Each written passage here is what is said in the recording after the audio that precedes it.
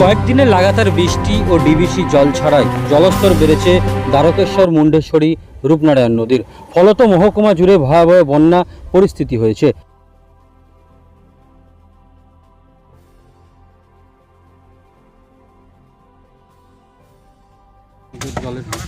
মুন্ডেশ্বরী নদীর জলস্তর এখন প্রায় ভর্তি হয়ে রয়েছে। 2.5 লাখ জল ছেড়েছেন ডিভিসি থেকে, সেটা এসডিও ম্যাডাম জানিয়েছে।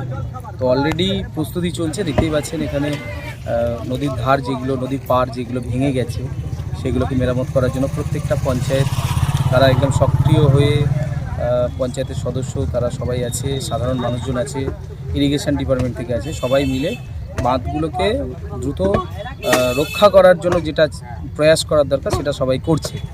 অলরেডি বালির বস্তা বিভিন্ন স্থানে মজুত করা হচ্ছে, সেই সঙ্গে খাবার, পানীয় জল এগুলোর ব্যবস্থা করা হচ্ছে।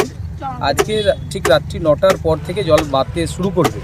তো অলরেডি মাইকিং শুরু হয়েছে, সমস্ত পঞ্চায়েতে মাইকিং চলছে। মাইকিংয়ের মাধ্যমে সবাইকে সতর্ক করা হচ্ছে। 2.5 লাখ জল যদি এই এখন যা অবস্থা রয়েছে মুন্ডেশ্বরী, এর উপরে 2.5 লাখ জল আসে তাহলে এই পার কিন্তু ছাপিয়ে যেতে পারে। তো সেই জন্য আমরা সতর্ক করছি যাতে কোথাও বাঁধ ভেঙে গিয়ে না মানুষ সমস্যার মধ্যে পড়ে। সেই জন্য মানুষকে সরিয়ে নিয়ে যাওয়ার চেষ্টা করছি। ফ্লাড সেন্টারগুলো, স্কুলগুলোতে নিয়ে যাওয়ার চেষ্টা চলছে। অধিকাংশ জায়গাতেই মানুষ বাড়ি ছেড়ে যাওয়ার চেষ্টা করছে, আবার অনেকেই যেতে চাইছে না। এটা একটা সমস্যা আছে। তবু আমি আপনাদের মাধ্যমে সবাইকে রিকোয়েস্ট করছি, যারা নদীর ধারে বসবাস করেন তারা যেন আজকে সন্ধ্যার মধ্যে সবাই।